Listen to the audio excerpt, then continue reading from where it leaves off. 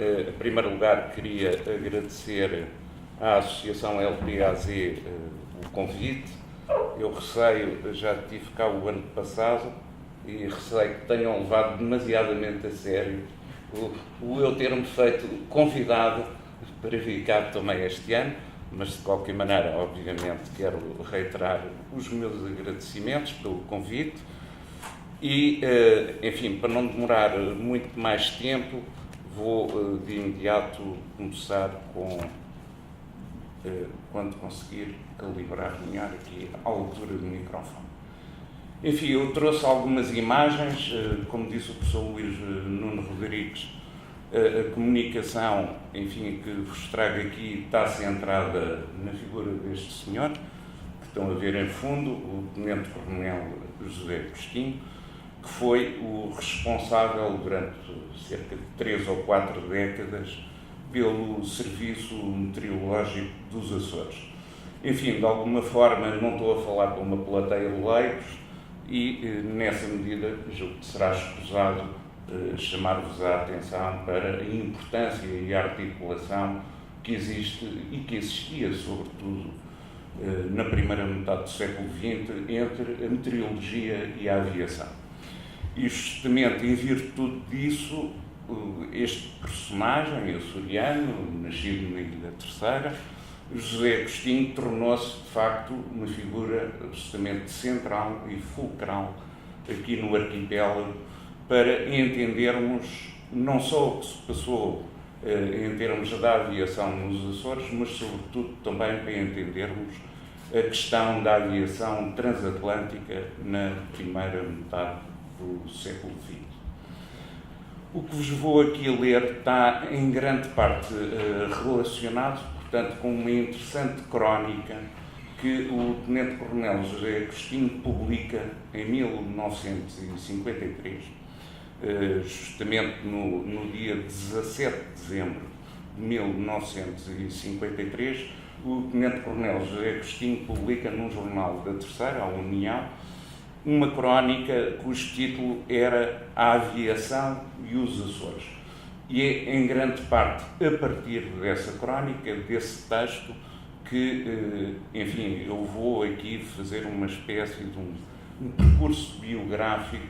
não sobre a vida inteira do Tenente-Coronel José Agostinho, mas sobre, basicamente,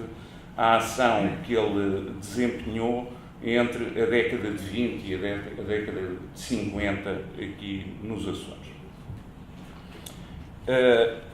Antes de mais, e antes de começar a ler, só vos queria chamar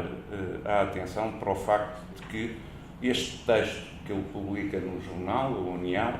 é, salvo melhor opinião, o primeiro esboço que aqui nos Açores é feito de uma narrativa histórica sobre a aviação nos Açores e, portanto, se me perdoarem esta analogia, quase que poderíamos considerar o Tenente-Coronel José Agostinho como o cronista da aviação nos Açores, uma espécie de um Gaspar Frutuoso da navegação aérea no século XX. Ora, justamente, José Agostinho estava em condições privilegiadas para desempenhar esta função de cronista, porque ele vai assumir, a partir de 1926, que é o ano em que sucede ao seu mestre e amigo Coronel Afonso Chaves, ele vai desempenhar a figura de diretor do Serviço Meteorológico dos Açores. E nessa qualidade, obviamente, que José Agostinho tinha acompanhado de perto a evolução da tecnologia aeronáutica que, para vencer o desafio das travessias transatlânticas, dependia em grande parte das informações meteorológicas que eram coligidas aqui neste arquipélago, como aliás o próprio José Agostinho teve a ocasião de explicar num interessante texto que publica em 1928, intitulado justamente o importante papel que a meteorologia tem de representar na solução das comunicações aéreas transoceânicas. Isto é um texto que é publicado no Correio dos Açores em 8 de março de 1928. São mais ou menos conhecidas do público açoriano as múltiplas vertentes do legado científico e cívico de José Agostinho, que tem um espólio que se encontra à guarda da Biblioteca Pública e Arquivo Regional de Angra do Heroísmo. O espólio deu entrada em 1978, que é a data da morte de José Agostinho. Enfim, os seus herdeiros e filhos entregaram esse espólio e eu queria aqui chamar a atenção da grande importância desse espólio para quem se interessa, entre outros assuntos, por aviação.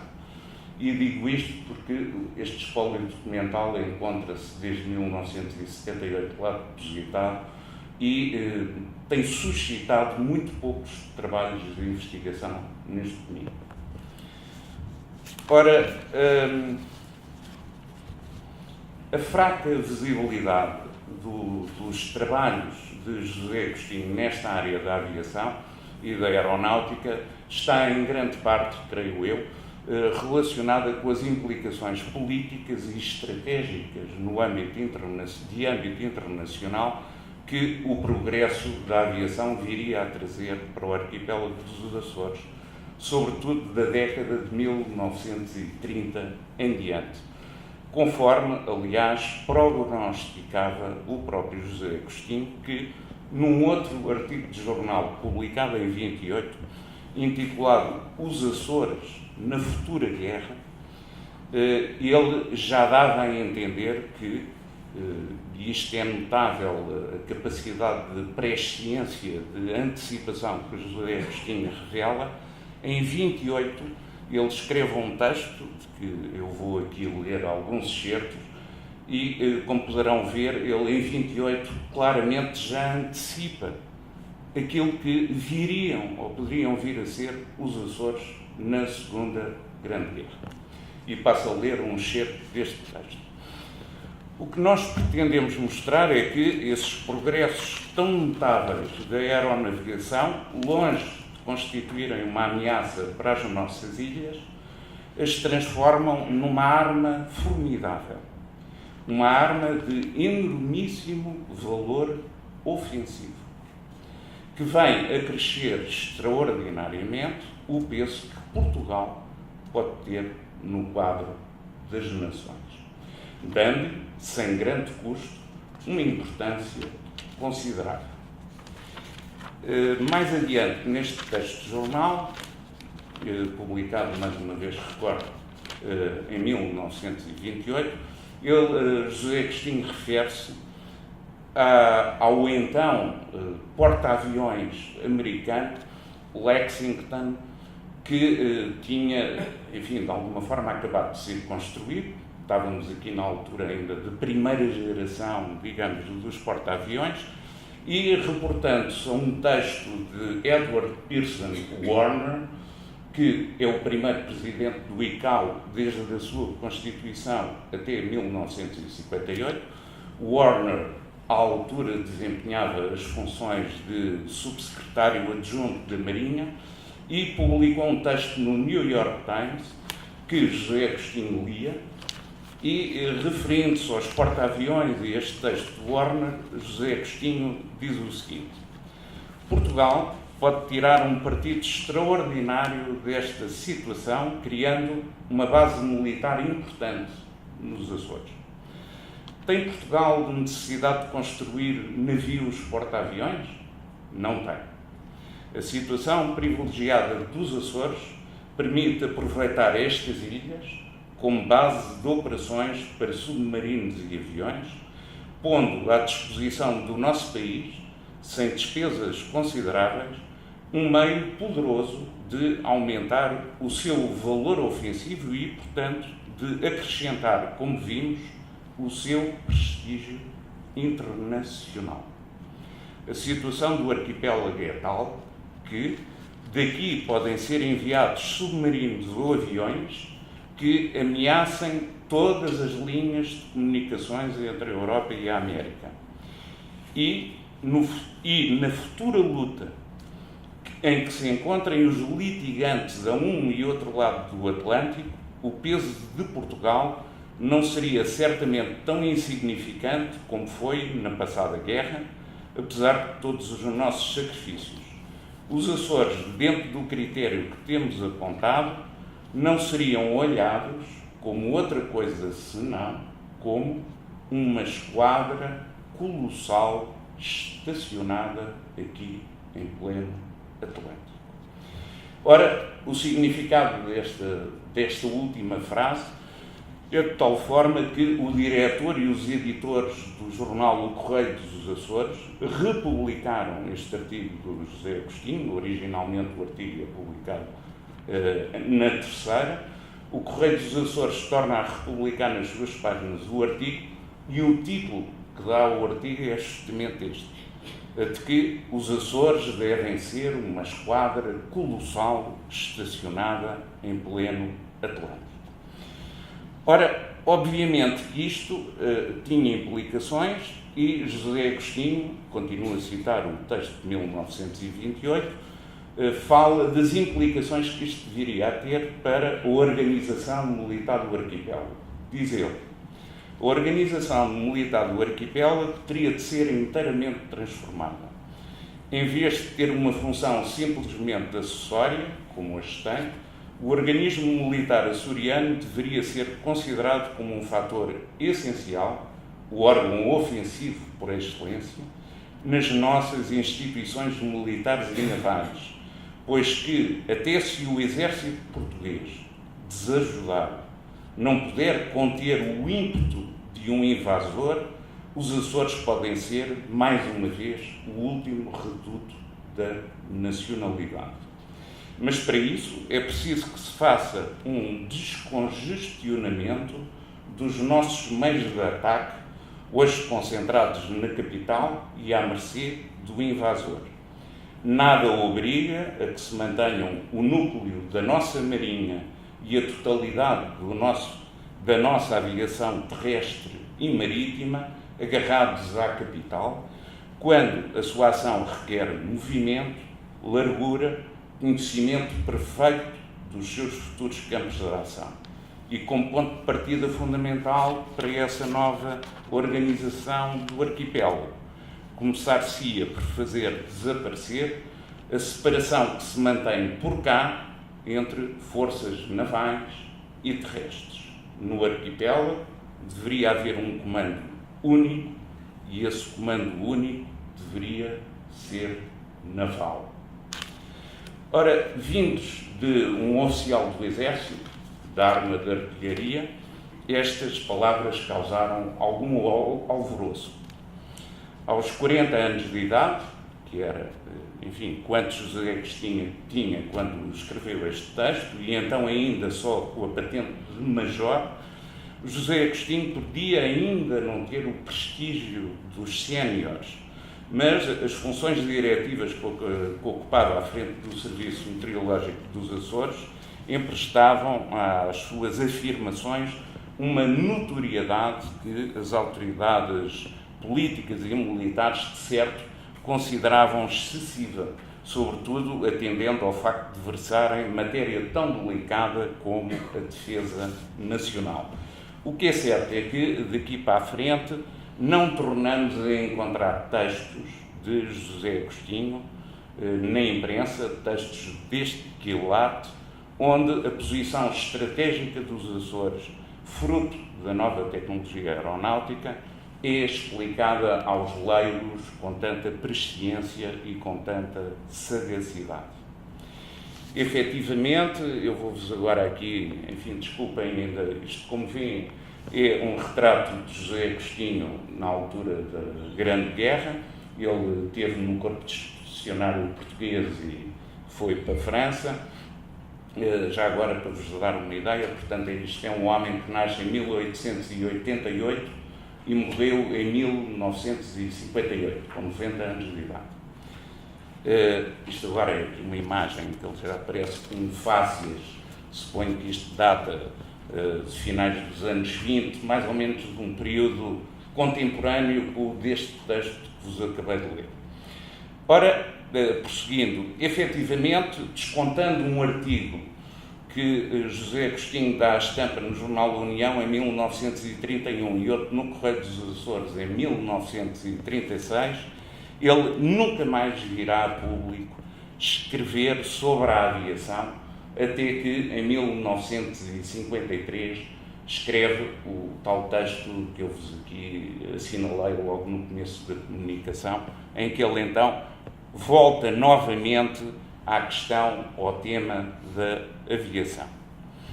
Ora, o que é curioso é que nesse texto de 1953, o que notamos é que esse texto é marcado por um pendor historicista muito vincado, que contrasta com a abordagem prospectiva, digamos, das suas reflexões anteriores que ele tinha feito em 1928. E o facto de se remeter ao silêncio num período decisivo para as transformações ocorridas no transporte aéreo de longo curso não significa que José Agostinho tivesse qualquer distanciamento em relação a este tema, muito pelo contrário. Estacionado no seu posto de observação meteorológico, a meio do Atlântico, José Agostinho transformou-se no interlocutor privilegiado de diferentes interesses internacionais que, ao longo das décadas de 1930 e 1940, competiam no sentido de abrir as fronteiras da navegação aérea transatlântica. Uma breve incursão pelos maços de correspondência do seu espólio, do seu riquíssimo espólio, que urge estudar em profundidade, confirma este interessante diálogo que ele manteve nesta época com diversas personalidades e instituições científicas, isto para não falar da sua assídua presença em numerosíssimos congressos internacionais, do qual vieram a resultar muitos benefícios para a projeção dos Açores como estação aerológica de referência no Atlântico, conforme testemunha a passagem de uma carta que ele dirige ao secretário do Instituto para a Alta Cultura em julho de 1939 e de que vos vou ler aqui um breve excerto. Em 8 de março, diz ele, enviei um ofício pedindo para ser proposta ao Instituto para a Alta Cultura a minha nomeação para delegado de Portugal à Assembleia da União Geodésica e Geofísica que se realiza em Washington em começos de setembro próximo. Recordo-vos que este testamento é em setembro de 39, que arrebenta a Segunda Guerra Mundial. Nesse ofício, continua ele, mencionava a importância da minha ida a Washington, quer para o meu serviço, quer para o país, que, graças à minha intervenção em outras reuniões desta espécie, tem poupado já algumas centenas de milhares de escudos, que é quanto valem os instrumentos e material para trabalhos de meteorologia e de geofísica que, de organismos estrangeiros, tenho obtido nas minhas idas a esses congressos. Agora mesmo estão a caminho desta ilha 30 radiosondas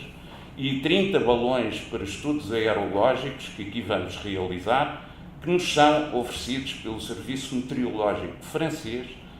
por minha intervenção em Salzburgo, no mês de abril. Ele refere-se aqui a um congresso que tinha participado em Salzburgo. Não só nos foi dado material idêntico para outros trabalhos, mas foi-nos aqui instalada uma estação completa para radiosondagens no valor de mais de 200 pontos. Ora, a missão francesa, fim de citação, a missão francesa aqui referida, qual se traduziu na vinda do navio meteorológico Carramaré aos Açores, era resultado de um trabalho, chamemos-lhe assim, não de diplomacia económica, hoje não tem voga, mas de diplomacia científica, que José Agostinho manteve com diversos organismos e personalidades ao longo da década de 1930, designadamente com os diretores da companhia Air France Transatlantique, onde se destaca a figura de Louis Castex, mas o mesmo se podia dizer do diálogo estabelecido com os responsáveis, quer estatais, quer privados, de outras companhias aéreas interessadas nas rotas transatlânticas, fossem elas alemãs, americanas, inglesas ou italianas. Se nos ativermos apenas à consulta dos jornais da época, é difícil avaliar a verdadeira dimensão da rede internacional que se forma em torno deste franzino oficial de artilharia, cuja silhueta e bigode aparado fazem lembrar o poeta Fernando Pessoa. Vocês desculpem chamar a atenção para isto, mas de facto, cada vez que olho para a cara do homem, sobretudo nesta fotografia, fico impressionado parece um clone, não é? Quer dizer, do Fernando Pessoa, então, com este Panamá, é uma coisa absolutamente extraordinária. Bom, adiante. Mas basta, dizia eu, uma incursão mais atenta pelos documentos do seu espólio para descobrirmos um homem curioso e muito bem informado. Por exemplo, ele assinava, coisa que não era propriamente muito comum, num português, muito menos num açoriano na época, na década de 20, ele era assinante do New York Times, da National Geographic Magazine, enfim, e de muitos outros periódicos científicos mais técnicos, que eu vou agora aqui dispensar de citar. Era um homem profundamente culto e aberto ao mundo. Ele, cada vez que se deslocava a estes congressos internacionais em que participava, escrevia uma espécie de diário de viagem. Por exemplo, o diário de viagem dele à Itália e à Áustria, em 1937, quando vai participar no Congresso de Salzburgo, é um texto que só por si merecia a pena ser editado e publicado. E era um homem que, enfim, quem se der ao trabalho de estudar a sua correspondência, repara que ele era uma pessoa completamente diferente da imagem pública que geralmente se projeta dele. Projeta-se uma imagem pública de um homem muito tímido, muito modesto, muito reservado, e quem lê as cartas que ele escreve e a quem ele as escreve fica absolutamente com uma ideia completamente contrária. Enfim, eu não vos vou agora aqui, até porque o tempo, daí a pouco, embora o Presidente da Mesa tenha tido a amabilidade de não fazer cair nenhuma guilhotina sobre o meu pescoço, enfim, não vou ler tudo isto, até porque suponho que, enfim, a tarde ainda vai demorar, mas, por exemplo, para vos dar uma ideia como é que é dizer, de um certo até desplante do Major José Agostinho, vou-vos citar aqui uma carta que ele escreve a Clarence Childhower. Clarence Childhower era, em 1936, o homem que chefiava a divisão atlântica da Pan American Airways. E ele escreve uma carta, em 1936, sugerindo, nada mais, nada menos, que Charles Lindbergh viesse para os Açores passar um tempo de descanso. Enfim, em 1936, o Lindbergh, aqueles que enfim, conhecem mais ou menos de perto a biografia deste aviador, enfim, o filho tinha sido raptado, havia uma série de coisas, e ele tinha ido para a Inglaterra buscar sossego. E o José Agostinho, lembre-se, o Lindbergh trabalhava também para a Pan American. E o José Agostinho escreve ao chefe da divisão atlântica a dizer: leio pelos jornais que o Lindbergh procura refúgio na Inglaterra para estar calmo e isolado. Era muito melhor que viesse aqui para os Açores, que oferecem excelentes condições para isso ser feito, e além disso tinha a vantagem de ele ver com os seus olhos, enfim, os progressos que estão aqui a ser dados no sentido justamente de tornar a aviação transatlântica uma realidade. Ora, com o avolumar das tensões políticas europeias nos anos que antecedem o deflagrar da Segunda Guerra Mundial, a consultoria meteorológica que José Agostinho prestava a todo este conjunto muito diversificado de entidades eleva-o a um estatuto muito especial, nomeadamente aos olhos do Estado português, que tinha nele uma fonte de informações privilegiada sobre os interesses aeronáuticos internacionais que convergiam sobre os Açores. Ora, atendendo a estas circunstâncias, já não estamos perante alguém que pudesse vir para as páginas da imprensa falar abertamente das consequências que o avanço do transporte aéreo viria a trazer para o arquipélago. Sobretudo, se tivermos em conta não só a filiação militar de José Agostinho, como também a sua lealdade ao regime político do Estado Novo. Efetivamente, dada a importância e alcance estratégico da aviação, nem mesmo os documentos do seu arquivo pessoal revelam a verdadeira dimensão do seu envolvimento no delicadíssimo processo da construção do novo aeródromo das Lajes, que, como sabem, com a chegada de ingleses e americanos a partir do último trimestre de 43, se viria a transformar numa das maiores placas giratórias da aviação militar transatlântica no período pós-guerra. A década de 40, faço isto que acabei de expor, não será difícil de adivinhar que a década de 40 foi, portanto, uma fase, correspondeu a uma fase bastante intensa e desgastante da vida profissional de José Agostinho. Quer enquanto responsável pelo Serviço Meteorológico dos Açores, quer também como procurador e transitoriamente como presidente da Junta Geral do Distrito Autónomo de Angra do Heroísmo, em cujas funções ele acompanhou problemas tão melindrosos e tão diversos como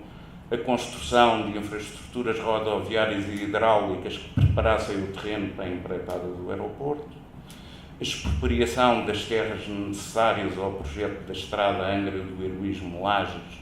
e das pistas de aviação, o realojamento e indemnização das famílias expropriadas, o súbito aumento do custo de vida provocado pela massiva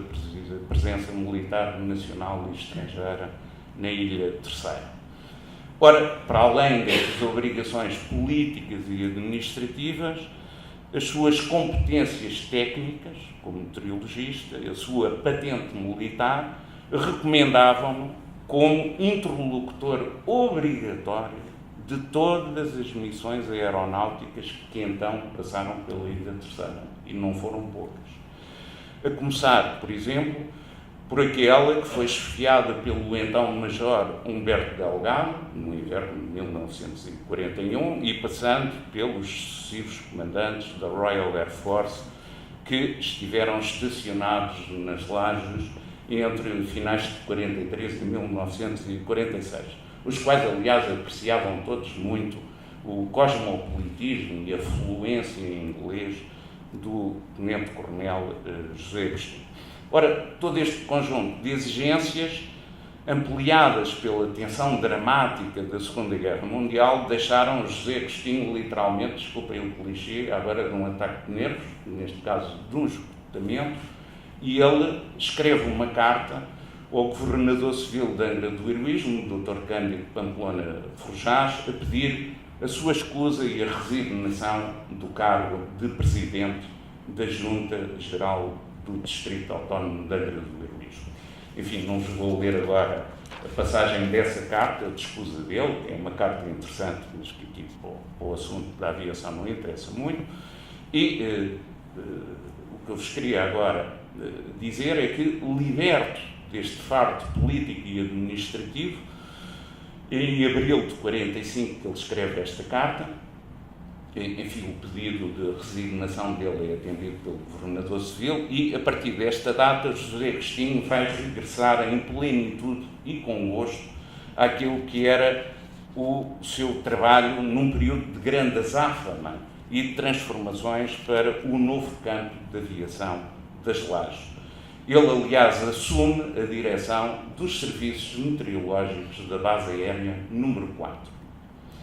E é no âmbito dessas funções que escreve um compêndio,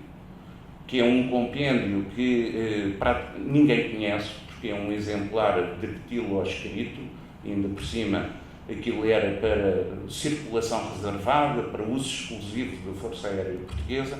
e ele escreve o primeiro compêndio em português intitulado A Meteorologia e a Navegação Aérea. onde, ao longo de 132 folhas datilografadas, faz uma demonstração cabal dos seus conhecimentos meteorológicos aplicados à aviação. Ora, para o assunto que aqui nos ocupa, trata-se de um texto da maior importância, que, devido às características peculiares que apresenta, é um texto não datado, é um texto sem autor identificado e com circulação reservada. E à custa disto tudo, o texto permanece desconhecido, sem autoria atribuída, e nem sequer consta nos trabalhos que são publicados a falarem da bibliografia ativa do José Agostinho. Este trabalho não aparece. E é, nem mais nem menos, o trabalho mais significativo que ele escreveu no âmbito da meteorologia e da aviação. Ora bem, vou-vos só, enfim, citar aqui um pequeno excerto da nota prévia desse trabalho, em que ele diz: de há muito se verifica a necessidade de um trabalho em língua portuguesa que permita ao pessoal navegante obter os conhecimentos essenciais da meteorologia para o bom desempenho da sua missão. Aproveitando a ocasião de termos de ministrar instrução desta especialidade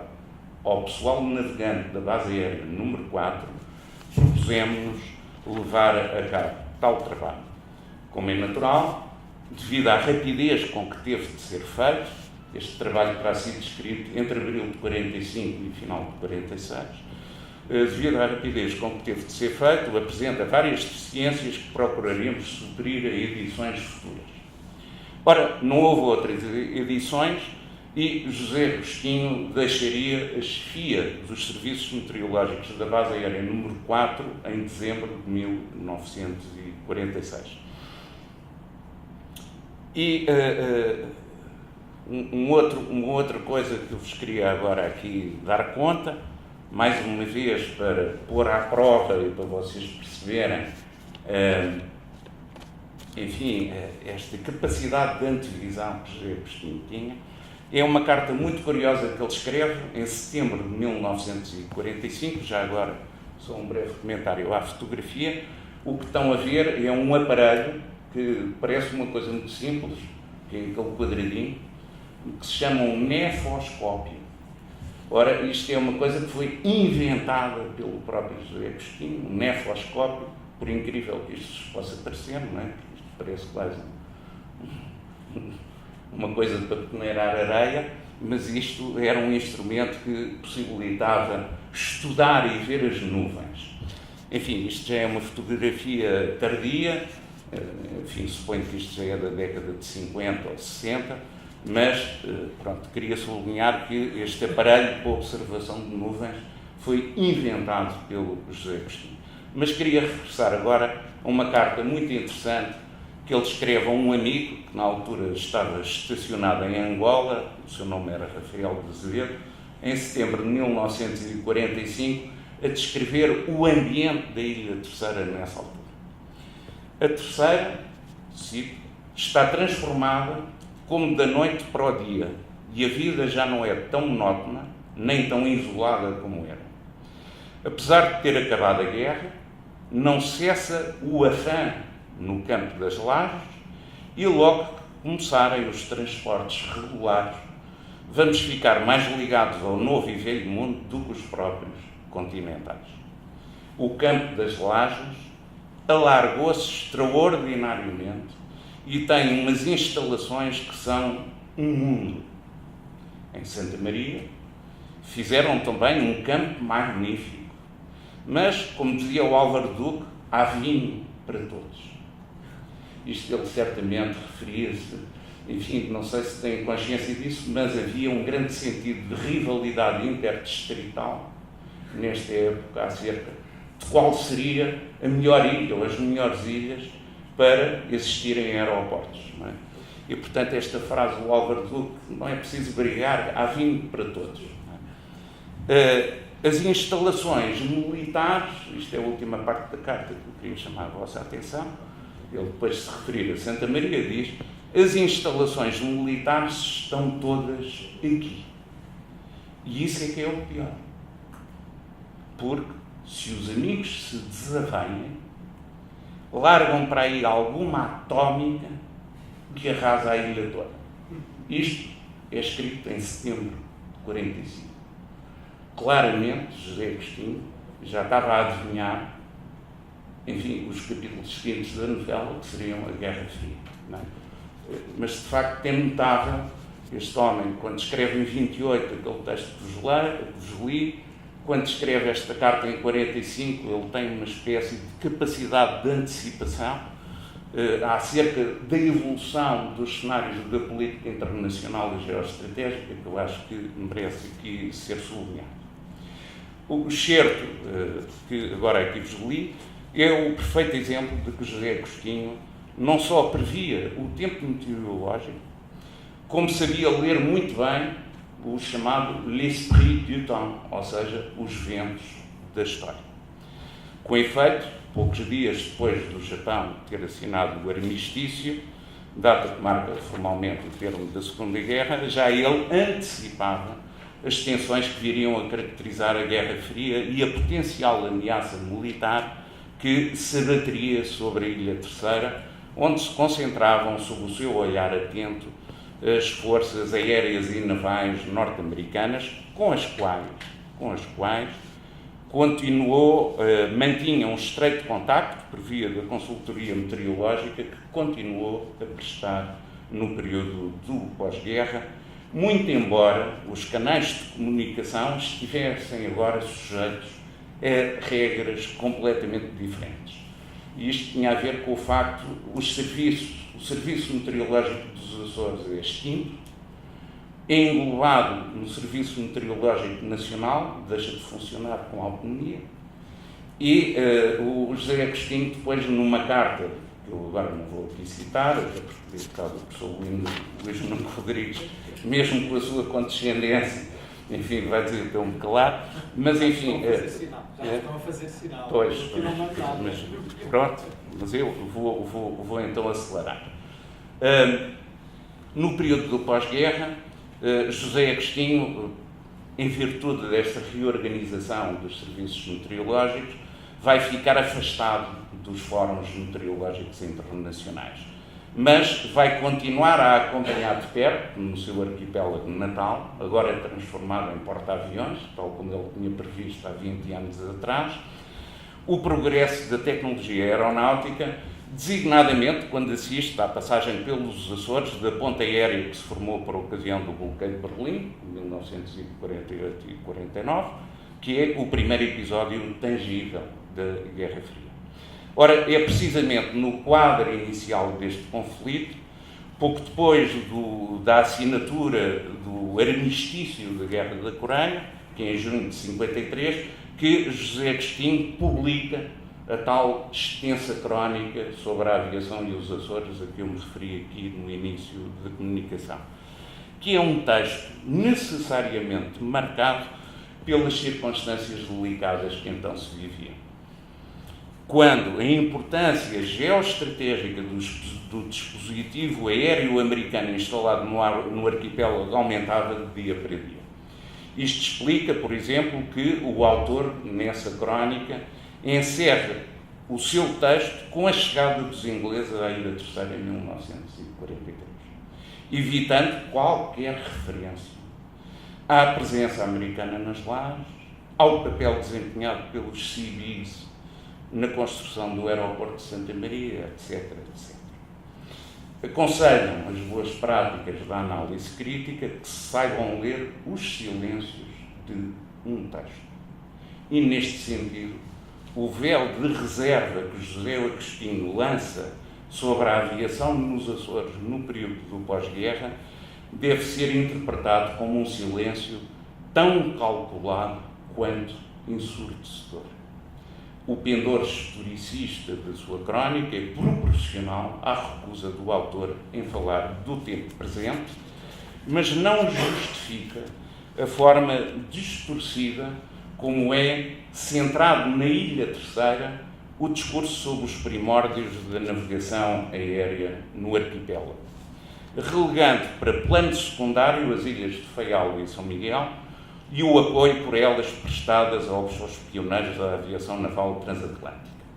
Não obstante a sua visão unitária do arquipélago, consolidada, aliás, pela experiência adquirida à frente do Serviço Meteorológico dos Açores, José Agostinho deixa entrever nesta crónica um patriotismo insular mais conforme às funções que desempenhou na Junta Geral do Distrito Autónomo de Angra do Heroísmo. Ao destacar a matriz distrital da sua abordagem, não estou bem entendido de depreciá-la, mas apenas a identificar um fator que deve ser levado em consideração na leitura do texto, até porque a aviação, na primeira metade do século XX, como há pouco referi, sempre foi motivo de acesa rivalidade entre os três distritos açorianos. É o último parágrafo. Datada de Angra do Heroísmo e escrita durante os primeiros passos da Guerra Fria, assim se pode caracterizar a crónica de José Agostinho. Passaram mais de 60 anos desde a sua publicação, em 1953, e outros contributos foram, entretanto, acrescentados ao estudo do tema. Mas vale a pena desenterrar das páginas do Jornal da União, ou reler, este testemunho de alguém que, na intermitência do silêncio e da memória, foi uma figura central para a aviação nos Açores. Muito obrigado pela vossa atenção.